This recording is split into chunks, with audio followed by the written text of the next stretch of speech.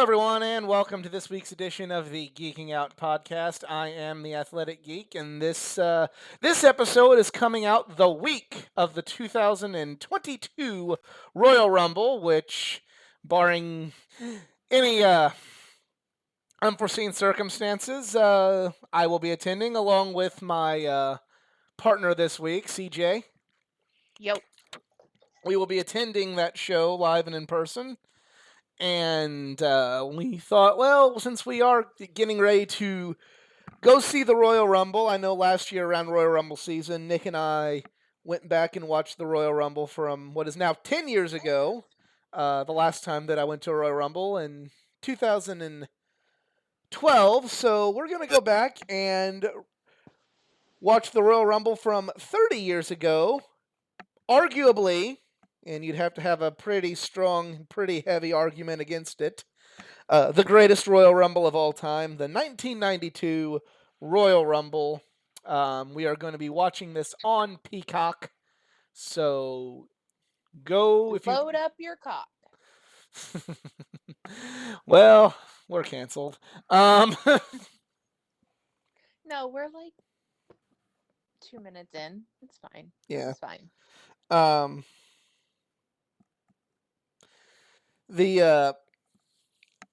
Give you some time to pull up through all the maze that is Peacock, and at least the WWE section of Peacock. I guess it works well for everything else that you may want to watch on this app. Go find the Royal Rumble. It is, according to Peacock, Season 5, Episode 1. Yeah, I know, right? And pull that up. We're only watching the Royal Rumble match itself. We're not watching the whole pay-per-view. So pull up this event and fast forward to 1 hour and 27 minutes on the dot. Fast forward through Hogan's promo. You're doing yourself a favor. He's just the last one. There's some other good ones there. There's Undertaker and. I know, but I'm saying. Yeah, but definitely fast forward. Unfortunately, you're also fast forwarding through Roddy Piper and the Mountie. You can take a pit stop if you want there. Yeah, just pause us if you want to take a pit stop there. That was a fun match because it was Piper's only singles title in the WWF, and well, we'll discuss more of this event later. But right now, at 1 hour 27 minutes, you're looking at a wide shot of the crowd at the Knickerbocker Arena in Albany, New York. So go ahead and get to that timestamp and press play now.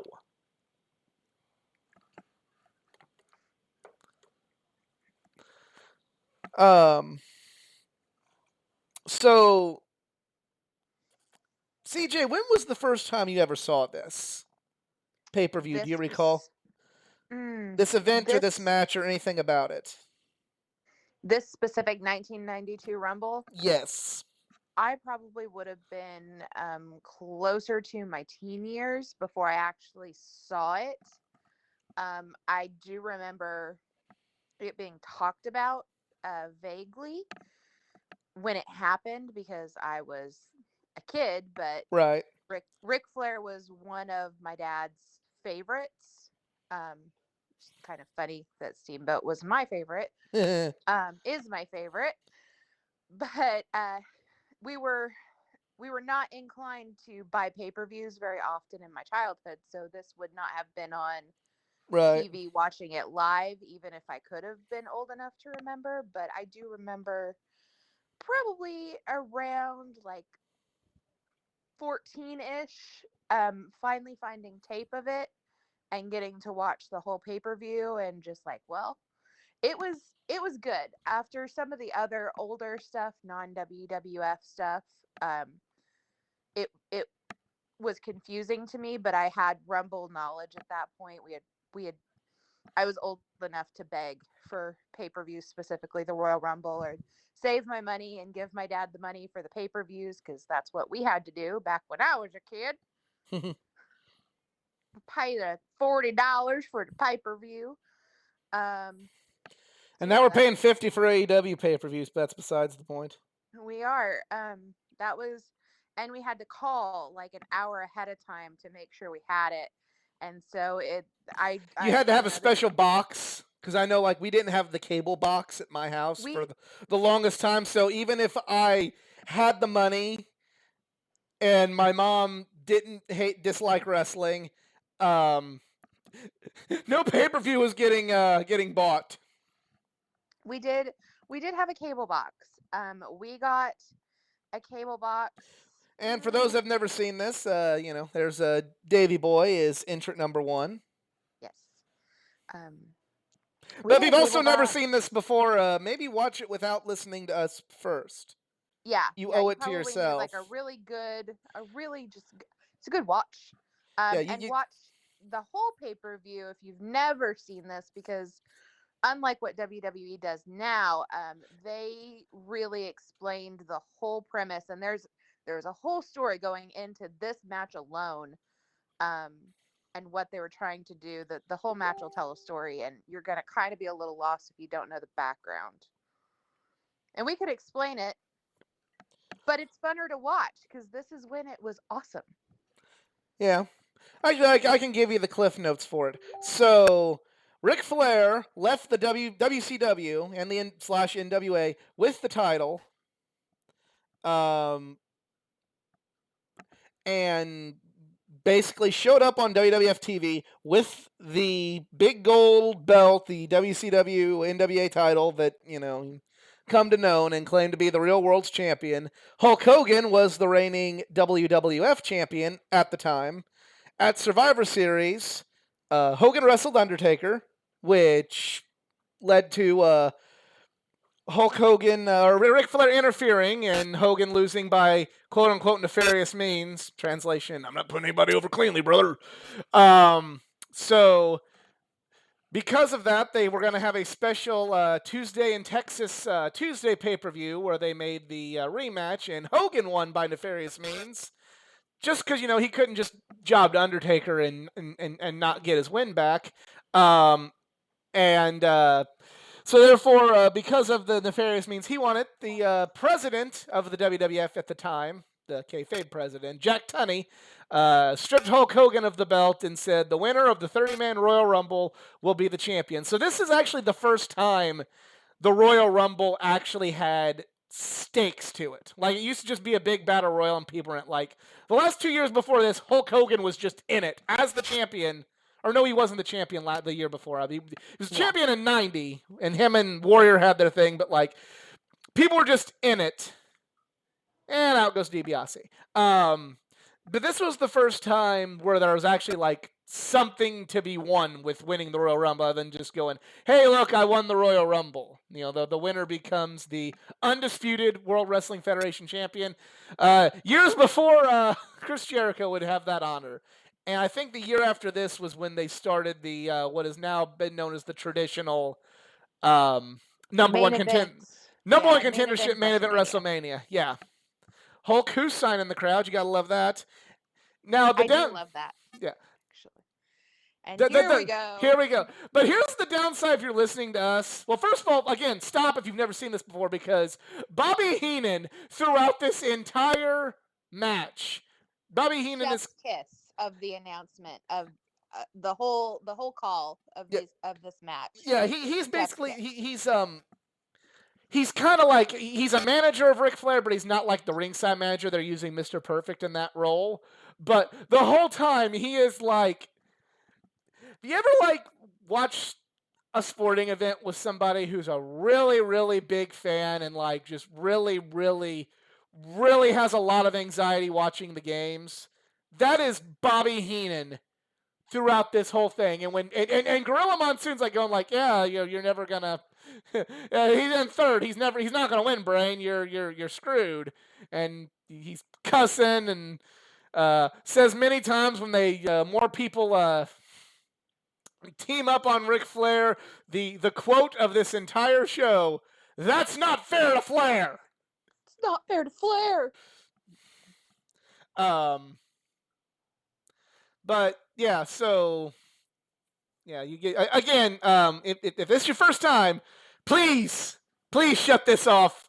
Watch it for real. Watch it without us first. Watch it unbiased with our opinions first, and then come back and watch it with us and Yeah. see if you agree. Um, as far as for me, that my first time seeing this pay per view, I 92 was a little bit before I kind of got into wrestling. Especially January '92 because I was like 2. Yeah, you were Um, saying? so the first time I ever watched it was in 19. I remember it was in 1999, and Jerry Saggs is coming out. Um, And there will be a lot of people that come out in this that people may not have heard of if yeah, you're not quite our age or younger. and I will say because well, first of all, going back to my story, I had a friend of mine who was also a wrestling fan. So this is '99, so this was like the peak Attitude Era, peak WWF, not quite peak WCW, but not quite off the deep end WCW yet. You know, you could still watch WCW for Sting and uh, Goldberg and Rey Mysterio and if you still feel that way, Hulk Hogan and not be judged in the wrestling community at that point. And a friend of mine came over and he brought like a bunch of tapes from pay-per-views. Like his family recorded all of them, but this was a commercial release. And he's like, got all these. I also brought the Royal Rumble '92. I'm like, ooh, like 1992. I've never seen that before. I don't know who wins anything. And like honestly, even at that point, I didn't even know Ric Flair was ever in WWF. Like he was WCW through and through to me. I didn't even know he ever was in WWF. So like this was surreal to me. Um, as well as seeing some other names in there. Nice dropkick by Davey Boy there. You can tell they're really trying to make something at starting sort of the push for Davey Boy here. And he Uh, was so good at that in point in this time, yeah, time frame. you can tell He was so good. they're building him up for something, and that would eventually become Wembley Stadium with Brett. But yeah, that was the first time I'd ever seen a lot of this. Like, never knew that Ric Flair was in the WWF, and then um, even still, like a lot of these people that are in there, like I didn't know about. I only knew Haku was Ming at that point. Whenever I first saw this, I'm like, oh hey, there's Ming. Because it's 1999, and my first exposure to Haku was WCW. Because I didn't start following wrestling until didn't know what wrestling was until '94, and didn't start following it semi regularly until like '95, and even then it was still hit and miss. So I was just here going like, hey, there's Ming, and he's wrestling without shoes on, and you know. I didn't know Ming was in the WWF. This is cool, like that was my excitement about the whole thing. And then um, there were a few things being kind of in the midst of the Attitude Era. I'm like, well, this is kind of weird, like the Mountie. Even though I did grow up in the New Generation era with crazy stuff, like I'm here going the Mountie and the Genius. Like, okay, that's different. That's definitely the old wrestling, but you know, I was 10. Yeah, it was a little bit different for me because I did watch wrestling all my life. Basically, it was on as a child. It was on in my infancy. Um, I didn't.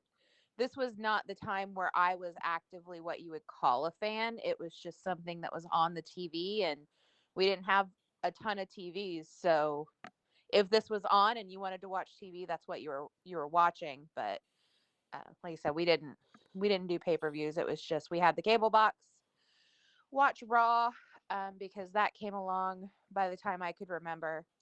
Um, watch Raw, watch Night. We do the flip back and forth, but Right. um, I didn't start really following and become what you would call a fan until like 94, 95. Well, I mean, here on this podcast, we did the watch along for my first paper. I remember WrestleMania 10.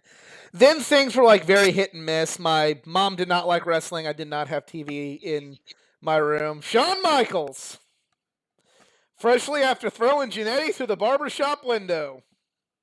Yes, because that's also something that was going on with this pay-per-view. It was very iconic. Very Um, good pay-per-view. yeah, this is Shawn fresh after breaking from the Rockers and turning heel. Um, and a precursor to Ric Flair's final match. No, we're not going to talk about TNA. Um,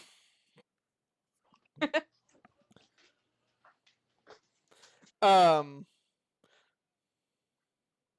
but yeah, there's a lot of just stuff that was just really, really different to me seeing this for the first time. Like Shawn Michaels is my favorite wrestler, but like he still kind of half-ass got rocker gear on, and like I kind of knew about the rockers, but and also even though this was a bad Royal Rumble, seeing him and Davey Boy go out like this is kind of uh it'll be fun.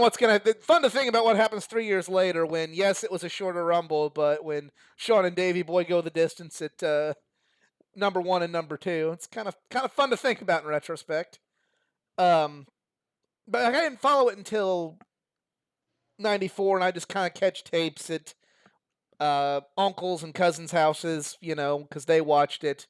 Mom didn't like it. She was not going to let the one TV in our house go to wrestling if she wanted to watch TV ever.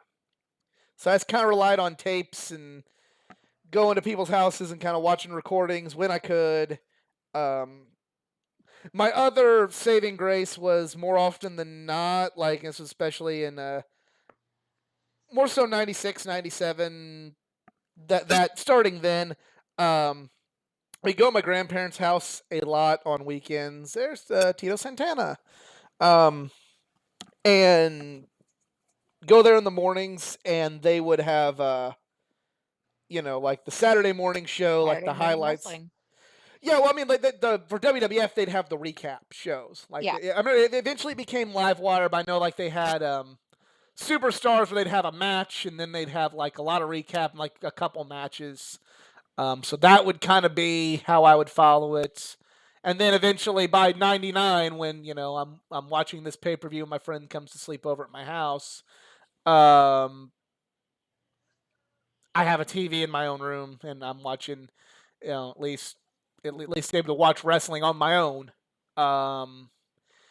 And yeah, so that's when I was able to at least be able to allow my viewing habits to match how much I enjoyed it.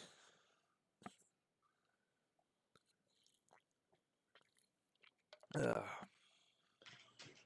but I know, you know, we consider this the best Royal Rumble ever. But it was very interesting a year ago. I had, some of the other folks who are on this channel, Easy and Eric. We did our Mount Rushmore of Royal Rumbles, and I remember I was very, very adamantly putting this one at number one, and I thought, like, through the rules of that particular style of podcast, I thought that it'd be a shoe-in that it would be on everybody's number one and be a lock-in. But unfortunately, through their fresh eyes and with what they're used to at the Royal Rumble being, having music and the surprise entrance and all those sort of things that we associate with the Royal Rumble now, with them, Barbarian, somebody else that I knew from WCW, I'm like, oh, hey, they're in the WWF. Cool. Um, and by this point, like, I'm thinking, like, is Sting going to be there? Was Sting used to be in the WWF? I was 10 and didn't have the internet. Bear with me a little bit. Was Sting in the WWF? Was Goldberg in the WWF in 1992? Again, you think he's probably playing for the Falcons at this point, but still, cut me a little slack. I was 10 and did not have the internet. Was it still a work for you when you were 10?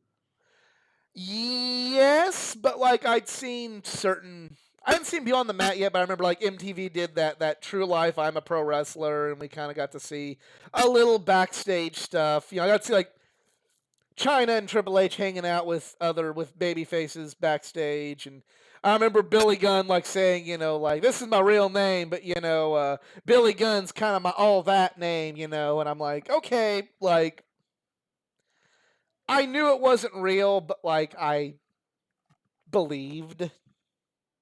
You know what I mean? Yeah. I didn't know what a heel and a baby face and a storyline or anything like that was. I didn't know about angles or anything. The roof was, I didn't become a smart mark, but in 2000, but watching WCW in 2000 blew the fucking roof off of all that. Where I'm like, what is he talking about? And then I have the internet and look that up, and I'm like, oh, this is kind of not fun. I think I'll just watch WWF. That's irony for you if you listen to anything else we do, um, but listening to their take on it, with them not used to seeing Royal Rumbles this way, and hearing like, yeah, like what the fuck do you see in this? There was no pyro, no entrance, there was no surprise entrant. Like, what do you see in that? Like, it does show, like, kind of, while a lot of us can hold this in high regard, there's still quite a few people that, if they're not used to seeing the Royal Rumble or wrestling in this manner, they may not be impressed. Because of what the Royal Rumble has become in recent years, and the spectacle around it. They're really, they I vehemently disagree with it, but I guess I kind of see where they're coming from. If you're not used to a basketball buzzer going off and that being the only entrant, I see what you're saying. And major people that you haven't seen in years wrestle coming to the ring, or even, Yeah. celebrities as we will have this year in Johnny Knoxville. I get it. Yeah. I, But I luckily, while my colleagues were entitled to their opinion, um, the fans voted that on the Mount Rushmore. So, there you go. it's true place. um, and then this, I believe, was my first time seeing Kerry Von Erich as a kid.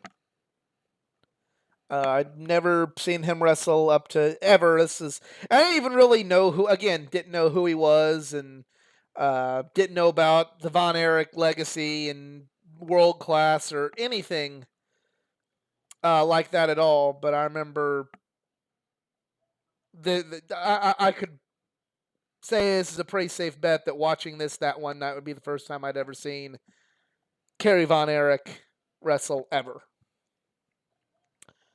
It wouldn't have been my first time, but I wouldn't have really known all about him. That wouldn't have been that would have been out of the scope of what I was introduced to. Now, this one right here was one when I first saw this going, what? Who is this? What is going on? Why is he dressed like a burglar? I don't understand. Well, because that's the gimmick. And maybe that didn't understand. Like, I mean, I don't even know if I heard them say that it was the Repo Man, but and then even ask more questions because my friend couldn't tell me everything, but he had an idea. I'm not gonna say it was the most accurate idea, but I remember when I said, like, "Oh, who's that? That's Texas Tornado. My dad used to watch him a long time." They didn't tell me a whole lot, but him watching with his family probably could. Their family probably knew about the Von Erichs. But I don't remember. I just remember, what is this thing going on? I remember again when I finally got the internet. I got the internet the next year and didn't think about this, but then it was whenever I was fully ingratiated into the smarkdom world where I finally decided to research and go, hey, who was that? Where it just kind of popped up, like, who was that? Oh, it's Repo Man. Oh, okay. Or because my memory's fuzzy, I've drank a lot of alcohol, and it's been a lot. It's been 20 years since I kind of started doing that. Or I went to WrestleCrap.com. They had the posting of the Repo Man induction, and I went, oh, that was that guy in the mask from Royal Rumble 92 who I didn't know who that was. Greg Valentine, this is probably maybe my first time seeing Greg Valentine.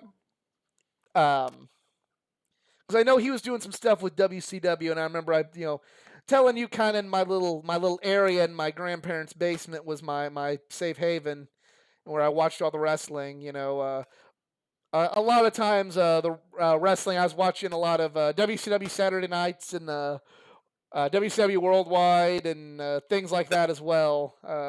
When I became introduced to WCW, and Greg Valentine was doing matches on that, so he might have been in one of those before I saw this, but um, it's a pretty safe bet that this was my first time seeing Greg the Hammer Valentine do anything.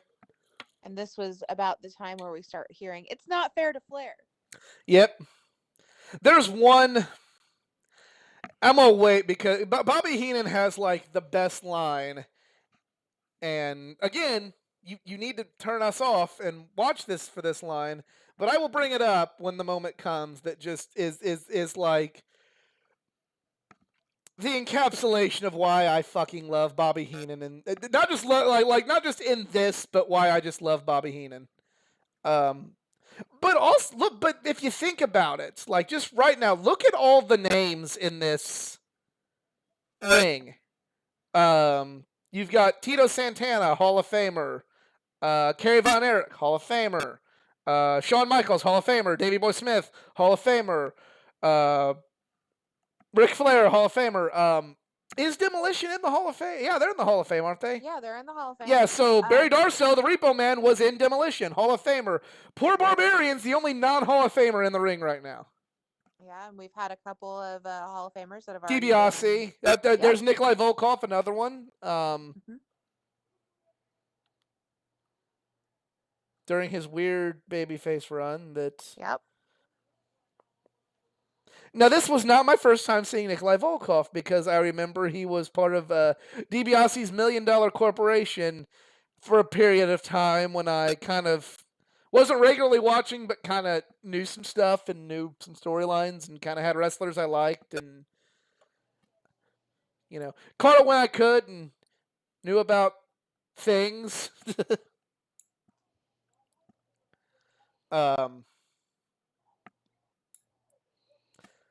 But I know you weren't really participating on the channel when we did the Mount Rushmore podcast. But other than '92, what would be your other?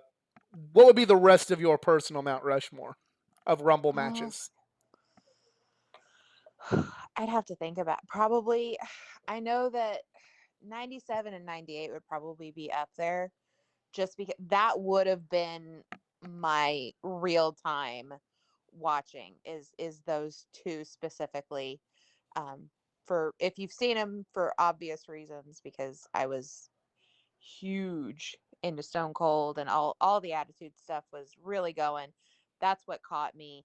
That would have been the time frame where I did all the chores, I did all the extras, I saved up all the money, and I spent at least Sunday, if not a week before, begging and pleading my case to my father that this would be at no cost to him, and we could have a good night of family fun enjoyment, which is just so odd in my age now to say that, because I'm about the same age Boss now Man. Now I knew who this guy was. Yeah, everybody should.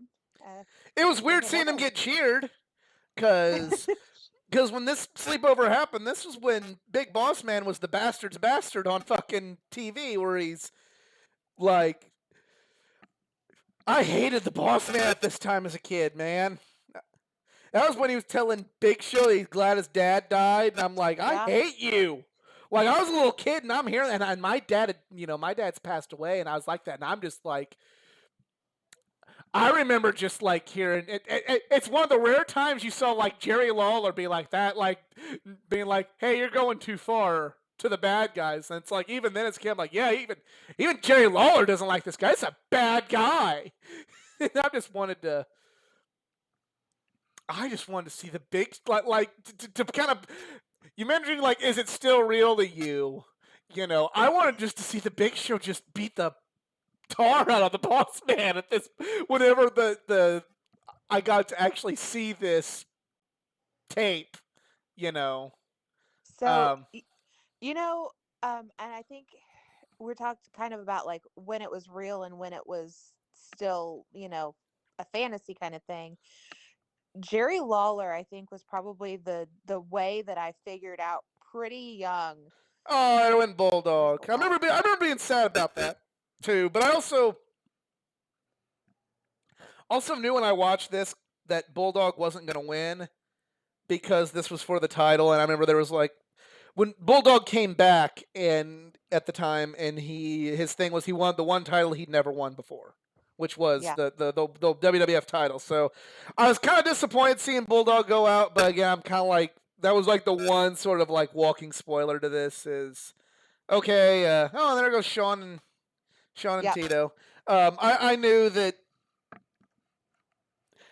Bulldog couldn't be winning, or else that what they were saying on TV was not gonna make any sense. Um, Well, but go on. I'm sorry. I just want to point out no, that you're fine. fact. No, as we come to find out later, Vince doesn't really care about what he says on TV from week to week or month to month. So Right. realistically, it could have been. No, but I think Jerry was kind of the spoiler for me because as I grew up, he was a super good guy. Like, and we would watch the new weekly stuff on TV, and he would be siding with the bad guys and saying rude things. And I would look at my dad and I would go, why on earth would he say such things? And my dad would just look at me and kind of like, hush, hush. I'll explain it to you someday. Now, were you watching? Because I never saw any of the Memphis stuff until like I became big till YouTube became a thing. But We had did you guys have access, or was there access to Memphis there wrestling? was some access to Memphis, not regular access, but sometimes uh that was kind of how my dad got started was watching some things from the NWA and watching Memphis, especially when the Memphis guys would kind of come up to our area. Did you see Um, that freaking kick that Boss Man yeah, just threw? Wow. yeah, he was a spry young lad in the day. And I there he goes. remember. And it was Bruce Pritchard's podcast, so take this with a grain of salt. But I also want to point out that maybe this is one aspect that maybe Bruce Pritchard wouldn't have any real anything to gain by lying. But he remembers talking to like the people in the community that Boss Man was served in his role before he became a wrestler. And like talking to them, going like, "Why are you making?" There's Piper. Why are you making Ray Traylor act like that? Ray Traylor is the nicest man in the world that you could ask for, and you got him acting like that on television. Like, so I guess going back to is it real? Like, Yeah, all of Cobb County, Georgia must have known it wasn't real because Ray Traylor was acting like a jerk sometimes. that's how I feel. That's how like 5-year-old me was like. I'm very confused because like what has happened in this man's life to turn him so horribly. And my dad would be like, it's different, it's just different. Like, it's not different. See, it's different, it's not different. I remember, and I told this story to I got to tell the story to Arn Anderson a few years ago when I met him. To me, like this didn't really tell me that it was didn't really expose the business, but it made me realize that like people things get different. Things were different in the past than they are now and everything. Because even like as most of my exposure was to Hogan, for the most part was him and the NWO. I saw so many NWO T-shirts that while I didn't like him in WCW, I just like, well, he's got his fans. It's no. I looked at no different than Sport. Okay, I'm a Goldberg fan at the time, and those are NWO fans. Just like, okay, I'm a Denver Broncos fan, and they're playing in Kansas City, and they don't like the Broncos in Kansas City. Okay, like that's just kind of how I saw certain parts of it. But I remember the Horsemen had just reunited, and when I was kind of getting into WCW, and I thought they were really cool, and they were beating up on Eric Bischoff and everything. And I remember my uncle telling me, back in the day, the Horsemen didn't do nice things. Yeah, And I remember going, I don't know what you're talking about. Yeah, Jake the Snake. That's somebody else I knew. Um, again, look at the talent in that ring right now. And I remember him showing me, like, he had some old tapes, and he showed me the tape of when the Horsemen beat up Dusty Rhodes. And the original Horsemen, so like the only ones I knew were Arn and Flair, and I knew of J.J. Dillon. He was like the like on air authority in WCW, or had an on air authority role in WCW. So I'm like, why is JJ's the one that helps stops the NW? Why is he doing this to and who's that guy, and who's this bigger guy that looks like Arn Anderson, and why are they beating up Dusty Rhodes? Like, why they hit him in the arm with a baseball bat? And like that's when like it realized like Horsemen were bad people. And then I turn into a teenager, and right, wrong, or indifferent, hear interviews about them getting drunk every night and being able to hook up with any woman they wanted to, and I'm like, they're Horsemen are pretty cool, actually. All right, so here's the line. This is peak Bobby Heenan. Again, you should be listening to this yourself. Piper saved Flair, and Bobby Heenan's like, oh, thank you so much, Hot Rod. It's a kilt, not a skirt. It's a kilt, not a skirt. Then he kicked Flair, and he goes like, why, you no good lighter? It's a skirt, not a kilt. It's a skirt, not a kilt. And that's just classic Heenan right there. Like, he's just like, thank you, yeah, you're a good dude, you know. Kilt, not a skirt. You asshole, it's a skirt. He was so emotionally invested in the match that he brought everyone else along for the ride with him. Uh-huh. He there has not been, and probably Duggan! other. The first winner of the Royal Rumble. If you can believe that. I love Jim Duggan. I can't help but love Jim Duggan. Dude's a survivor. I mean, seriously, I love Jim Duggan. He's a definite representation of his age. I know a lot of people don't get him and don't understand the hype. And I understand. I understand why you would. First of all, I understand that if you're not from the United States, this character is completely lost on you. And I can understand if you grew up in a certain time period why you may not like Jim Duggan, but I can't help but like Jim Duggan. And yeah. I mean, there are children growing up now that will watch wrestling when they're older, and they'll watch Stone Cold and they'll think, why was this guy this popular? Why does he get this much of a pop? Why is this? He doesn't even do all the cool flippy stuff. He doesn't do this. I bet he can't even do this. I bet he wouldn't even kick out of a Canadian destroyer.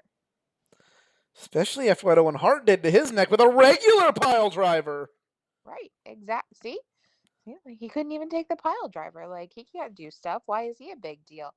So I get it. We all a little more understandable on people of modern era not getting Duggan than Austin, though. I will say that much. Well, we say that because we lived in the hype. That's kind of where my point goes in this, because there were a lot of guys that my dad was super into when he was young, and I was just like, yeah, it's good. Yeah. There's another guy. I'm like, who the fuck is this guy, and why is he? What is this? Yes, this is the guy. Of course, like IRS. You fucking tax cheats! You fucking tax cheats! You fucking tax cheat! Like, that's his gimmick. I'm stealing that from OSW Review, but that is his gimmick. Oh, you fucking tax cheats! You fucking tax cheats! So much so that when he did a private signing with, or an on-air signing with High Spots, I got an IRS picture just so he could, and put, for my inscription I wanted, real name that's been broken about 10,000 times on this podcast, you tax cheat. Keeping kayfabe, brother. That would be something I would like. IRS. Yeah, having him write you tax cheat, putting it up in my office, just for funsies. Yeah. That That that would be was cool. That'd be actually be pretty awesome. Hey, maybe he'll get booked at the trip that we may go on if everything goes okay. maybe. I'm not Um, saying that like as in like I'm anticipating anything, but I'm just saying we live in a COVID world. T- we don't the know what's the happening Royal tomorrow. Rumble and the Super Bowl and the Olympics could all be canceled tomorrow. Who knows?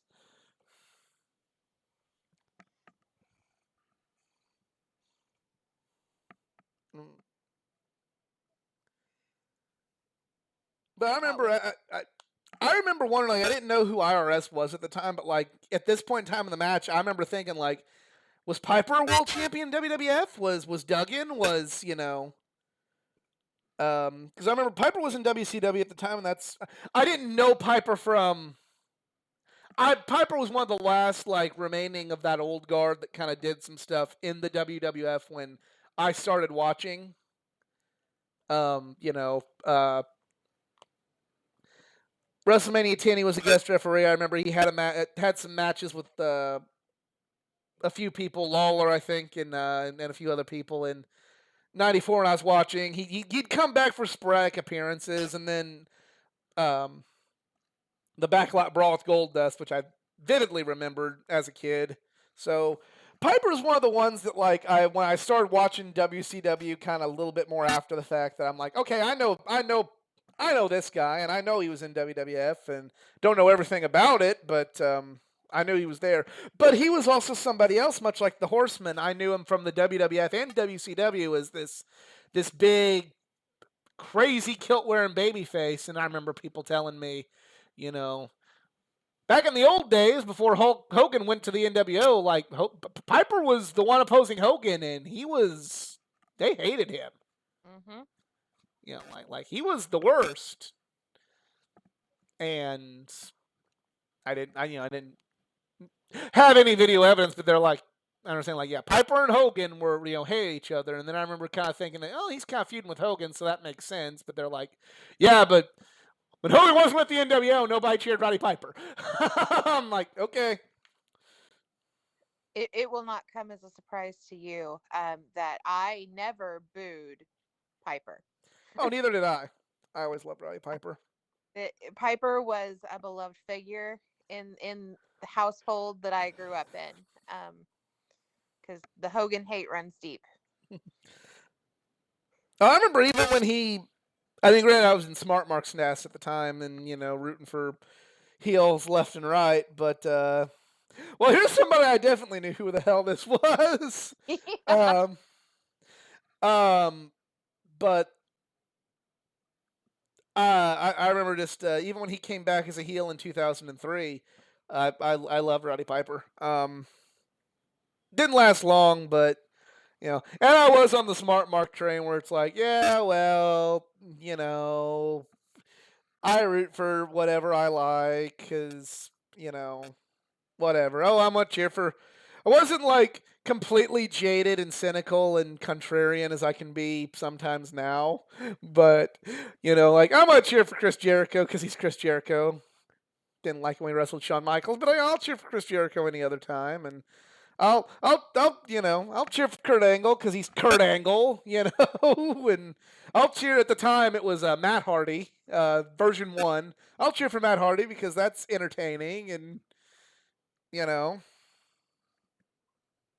uh, things like that. So yeah, I was no hate on Roddy Piper here, and he is unfortunately one of the only. Him and Savage are two of the wrestlers I'm like I go back. I'm like, man, I really wish I could have met them before they passed away. And I was especially Piper because he did conventions and he did things like I was going to, like right as he ended up passing away. So that's one of my big regrets is never getting to meet Piper. 100%. I would have really enjoyed a conversation with him, and I would have really enjoyed a The conversation with conversation would have Matt. been fun, but he would have been like, and I love Roddy Piper, but I like he's a dude was a burnout. He there's a definite resemblance to my dad and his brothers in Piper. There's the attitude, the smart ass. Randy Savage, There we go. Uh, and there was he is coming hard. story of his life coming in hot. um, and this is also small spoiler, but again, don't listen to us and watch this until you've seen it. Um, the first of 2 straight years of Macho Man Randy Savage Royal Rumble blunders. Because, well, storyline here is Jake the Snake ruined his wedding and put a snake in one of the wedding gifts, and so okay, yeah, so Jake's eliminated, and then Savage eliminates himself on accident by doing that. But instead of just saying, "Hey, he's eliminated," they just kind of just say like, well, he wasn't thrown, even though like in other years, even though in before this, like Andre eliminated himself once from running away from, ironically, Jake the Snake, and other, you know. Mil Mascaras eliminated himself jumping off the top rope, and Ken Shamrock did too, and like, like they had to kind of make up the rules on the fly. So yes, this match was not perfect. I will concede that point right here on the Randy Savage front. And then next year he tries to pin Yokozuna and then forgets you don't pin someone, and then Yoko just kind of throws him over the top rope. But yeah, unfortunately, It's okay. We forgive him of blunders because this is still a new concept match at this point. This even though we're in season 5, this is only the 4th match. So we're fifth. gonna Yeah, forgive him. yeah. We're 99192. Yeah, out. People still screw it up, and we are in the 34th match now. yeah.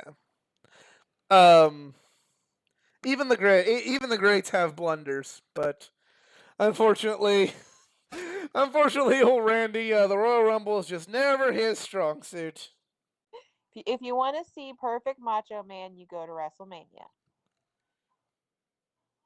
Yes, the WrestleMania this year actually, when he would, well, it's in the damn card. So, and again, when he would wrestle Flair for that title. So that's peak Macho Man, and WrestleMania 3 and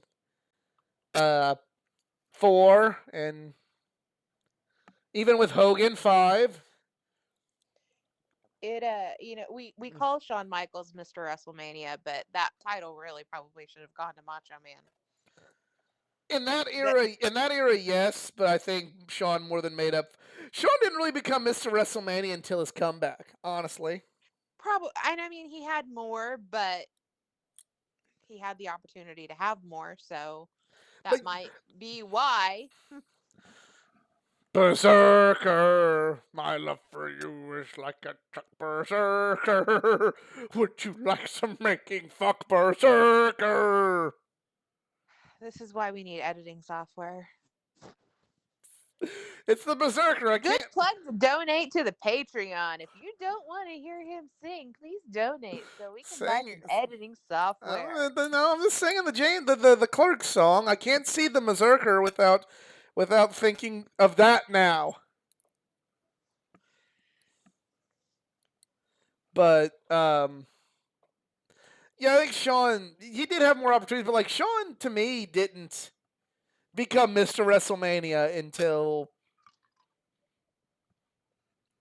after his comeback. I mean, you could argue he had show stealing matches even before then. I mean, WrestleMania 10 comes to mind. 11, he had the best match on the card with Diesel, and then 12 is controversial, but you know, it some people love it, some people hate it. I find it neither man's best work, but whatever. Um, so then Not he fair to fair. WrestleMania 14. He did the best with a broken back, so I mean that counts for something. I'm not saying he doesn't deserve the title. I'm just saying, like, he might not be the only one.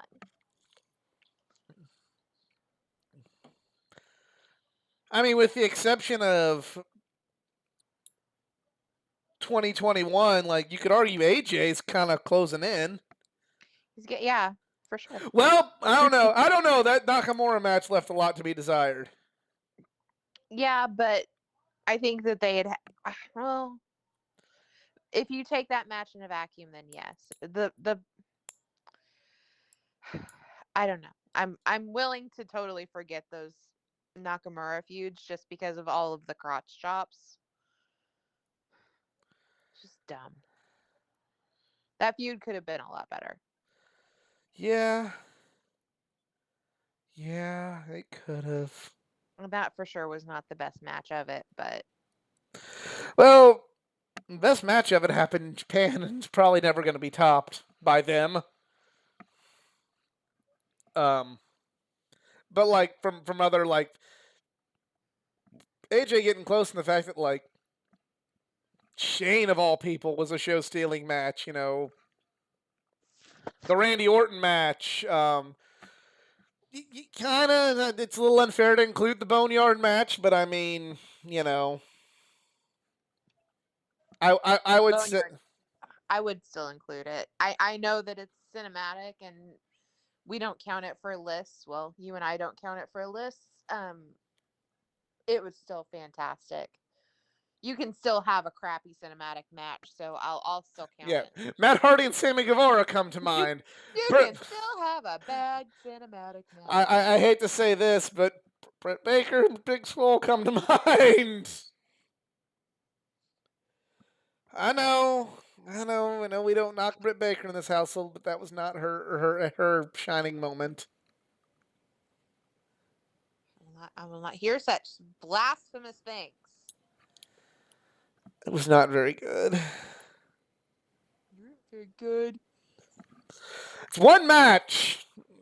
Remember what we said about Macho Man? Even the greats sometimes falter. That's fair. So I guess like since General Adnan's still out there, and I know that's Iron Sheik, and he's wrestling under a different name here, Colonel Mustafa. But um, I guess the whole Iraqi deal was still going on at this time, I and of believe it course, was. well, I mean, or at least the storyline. I mean, I can't remember if Slaughter's in this match or not, but like I guess he was still Iraq Slaughter and not back to being patriotic USA all the way Slaughter. We'll see. I haven't watched this one in a couple years because yeah, that was the first thing that I did when the WWE Network came into being is rewatching all the Rumbles during Rumble season and then all of the WrestleManias during WrestleMania season, which I had done before, close to out of high school. Um, I had some friends and collectively we all had the DVDs at that point of all the Rumbles and all the WrestleManias, along with some other really good pay per views and stuff like that. But that was the core of the collection. So we would watch those. I do remember it that like kind of around this point in the match, you know, because I remember Monsoon was giving like time cues for how long people had been in there, and like thinking, wow, Ric Flair's really been in there a long time. And I also remember them saying that Rick Martel was the record holder, so I remember thinking when he came in, like, ooh, he's going right after Flair. He wants to save his record. And because that's just how 10-year-old, non cynical, not on the internet,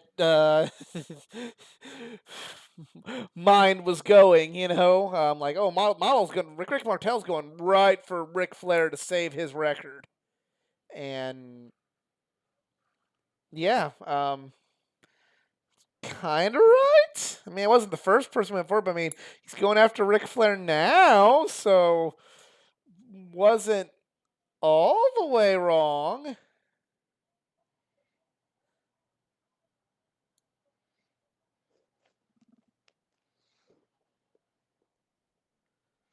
And thank God Flair didn't fall out of the ring.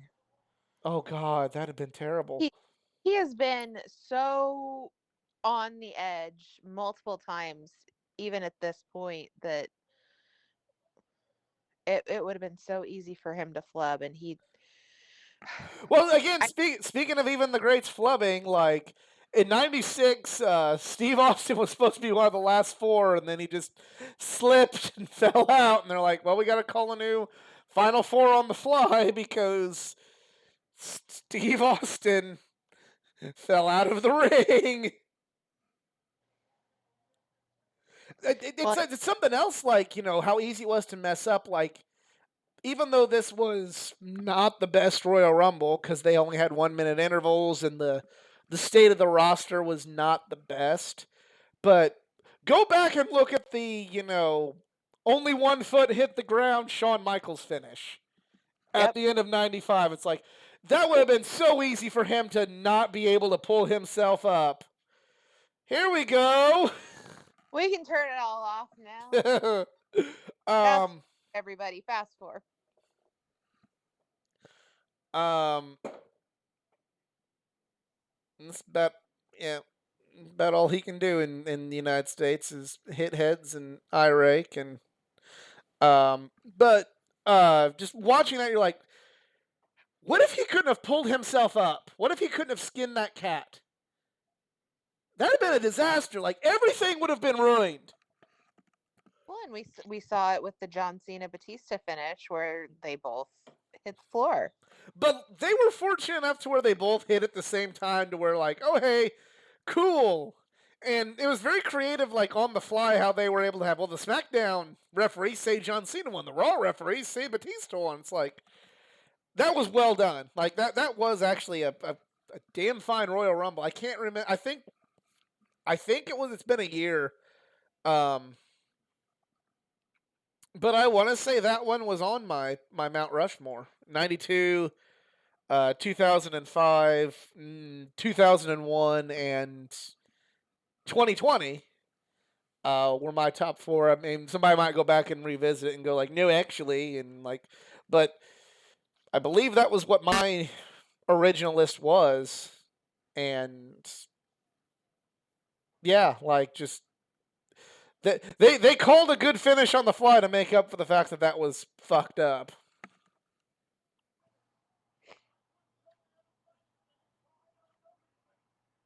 I gotta know these things. How long has Flair been in? I gotta know these things. Love him. We got a You're no one of self the chop you corner. yeah, I got it. That's about all Hulk Hogan can do. I So I didn't know who this guy was coming to the ring, and I remember them saying he was Skinner, and then I made a joke that apparently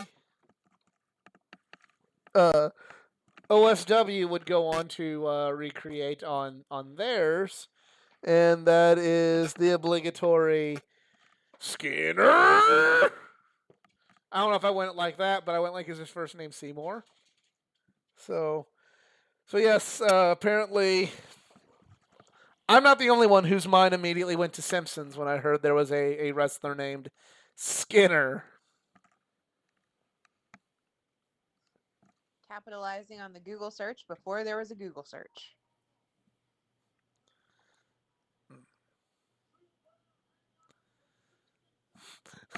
Imagine how many people would have been bitching about this if the internet were around in Oh my god.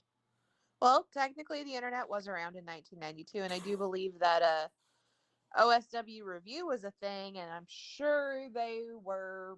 bitching. OSW like review was crazy. not a thing in Or sorry, not that. RSPW. Okay.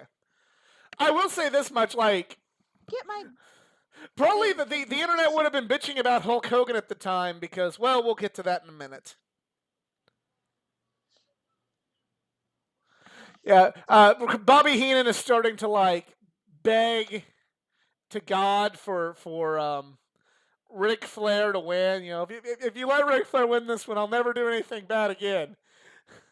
You know, and you know, we have all had the sports fan. If you just let my team win the Super Bowl here, I'll never do anything wrong. I'll go to church again if you just let the Chiefs win the Super Bowl. I'll stop drinking and I'll go to church. Please let the Chiefs win the Super Bowl.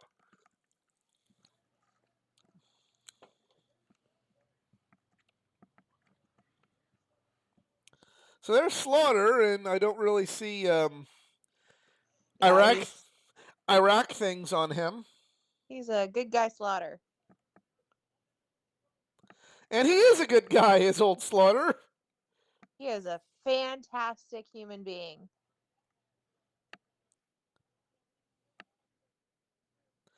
You know, he had a real great time meeting Sergeant Slaughter, and he had a Hulk Who mask on, like a COVID, like for COVID. Because I know there might be someone out there going like, he had like a full luchador Hulk Who mask on. Like, no, like a to protect him from COVID, he had a Hulk Who mask on.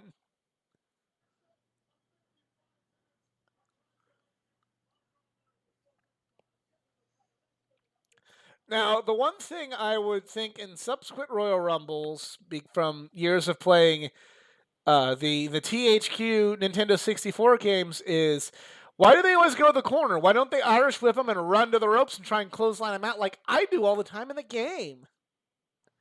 Like that's that. Why don't they do that? That's the easy way to eliminate people. And then the new games mates you had to try and eliminate from the corner. Piece of shit. Maybe that will be in the new gaming contract where you can start doing that again. I'm thinking if there's ever an engine that's going to try that, it will not be from the WWE.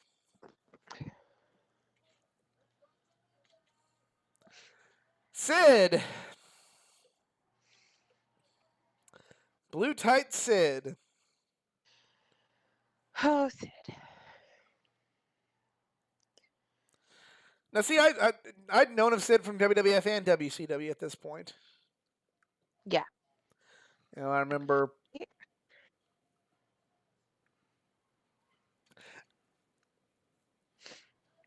No. I never could really get behind him. He was kind of like. So to find out, like, especially around this time, like, how much of a mark I was, and, like, wrestling was still kind of real. Yes, I admitted that I liked Goldberg back in this point in time. One of my biggest, I'm not into Goldberg or Sid as much anymore now. Sid did have some good matches in WWF with, like, Shawn and Brett, where, you know, it's kind of hard to have a bad match. But anyway, I remember there was a Nitro where it was going to be the Outsiders versus Goldberg, and they were speculating on is Goldberg going to have a partner, or is he going to have to take on the Outsiders by himself? And this was like Goldberg and Sid had been like having a feud for the last few months, and you know, so I was hating Sid, like, fuck Sid, and Sid made Goldberg lose on TV without Sid. That was a nip up by Sid. That was cool though. Yeah. Holy shit. And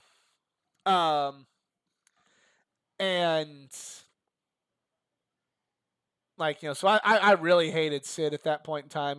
He interfered in a Goldberg match and powerbombed, and Goldberg lost, which Goldberg doesn't do. And like anytime Goldberg would lose when I was like 9, 10 years old, I would mope. Like I hated it. Like it ruined my day at school. I didn't want to go to school the next day because Goldberg lost. Like that's about how I was feeling at that point in time. I didn't want to be made fun of by all the people that didn't like Goldberg, which there were some. There's some Hogans and some Stone Cold fans and everything.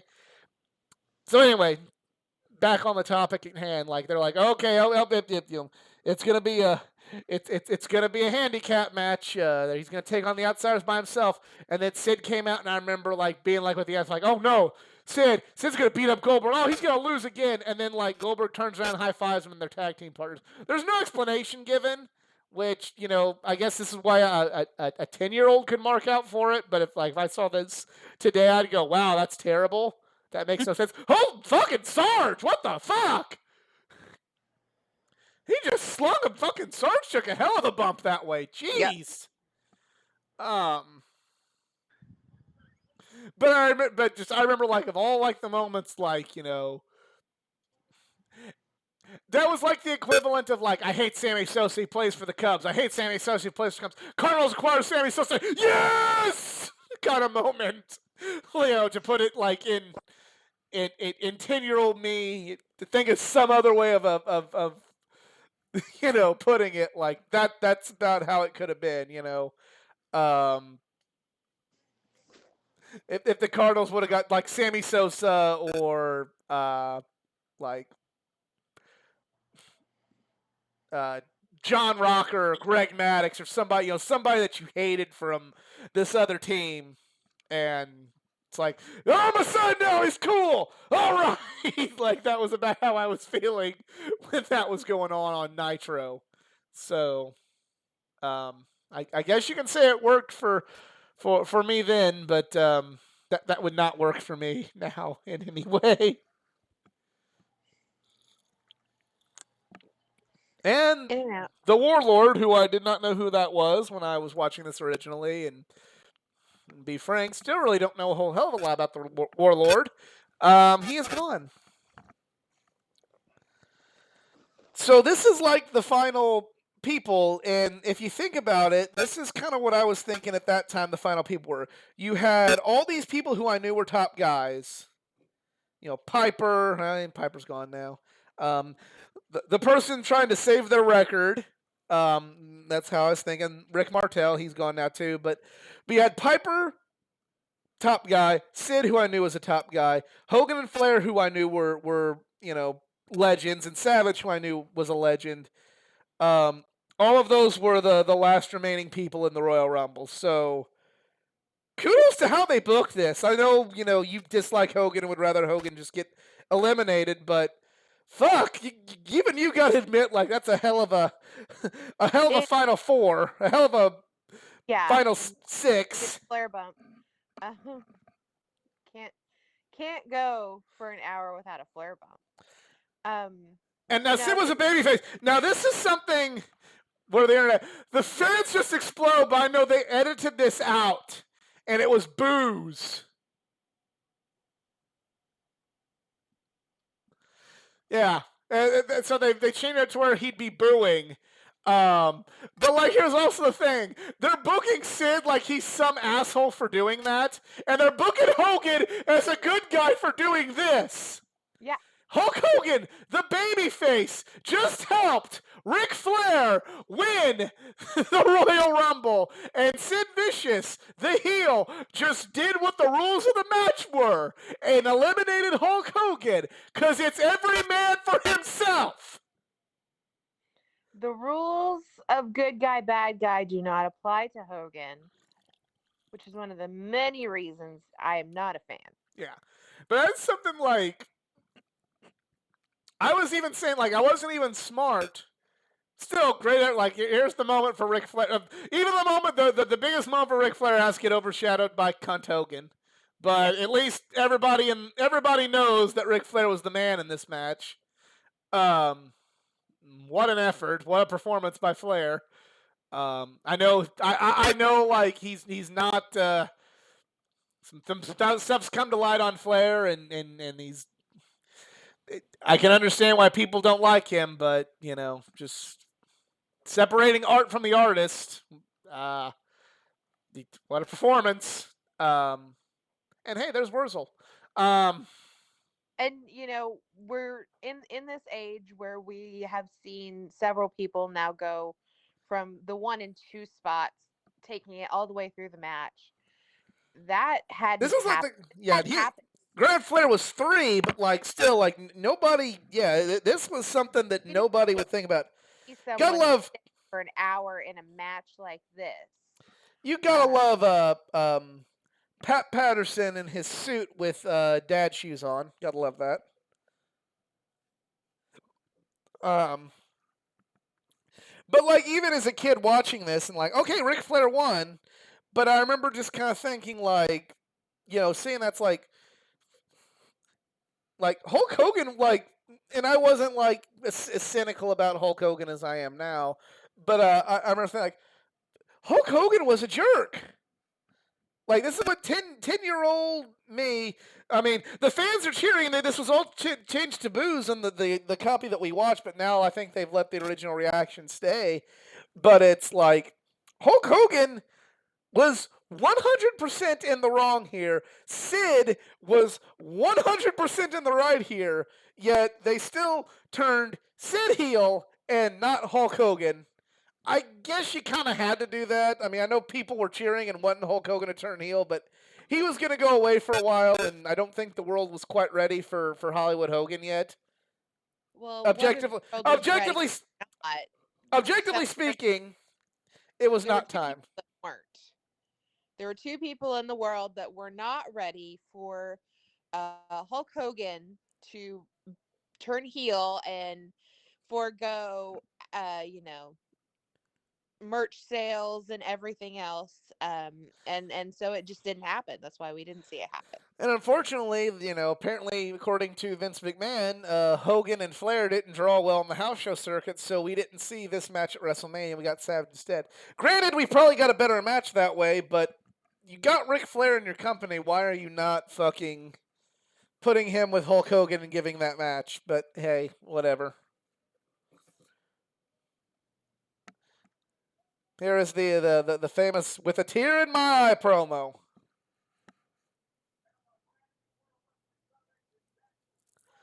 Um, so yeah, I didn't expect Ric Flair to win this when I saw this as a kid. But it was really cool for me as a kid who at that point in time did not know that Ric Flair was in the WWF to uh, see him win the WWF title and think, okay, that's cool.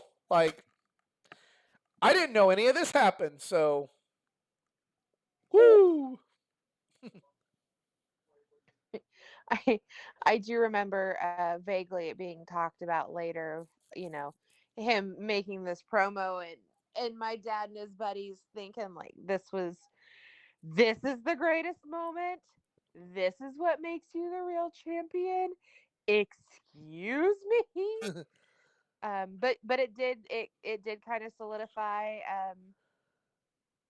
going forward. They were WWF guys even when Flair went to WCW, and we really kind of got the Monday Night Wars. My dad and his buddies that watched wrestling, they were WWF guys. It was I was the instigator of the channel changing. So wanted to see all of the things. Well, that is it for the greatest Royal Rumble of all time. We want to thank all of you for reliving this with us. If you enjoyed this video, please give it a like, share, subscribe for more content, and hey, let us know what you thought of the Royal Rumble 1992, especially if you're a new viewer and haven't seen it before. Let us know. Do you agree with the hype? Do you at least agree with why people might like it, or are you kind of like hold the same opinions of my colleagues that this was before the Royal Rumble was really anything and it's nothing special. Let me know how you felt about this match in the comment section below. If you enjoyed, please give it a like, share, subscribe for more content. Not just from the world of pro wrestling, but from the world of comic books, anime, gaming, all things geek culture. Follow me on my social media pages. Facebook.com/AthleticGeekA9, Twitter Athletic_Geek9, Instagram AthleticGeekA9. If you'd like to help improve this channel financially and help us get a video editor for this, except for when I sing the Berserker song And from special Clerks. anything. No, the Clerk song stays. Clerk song stays.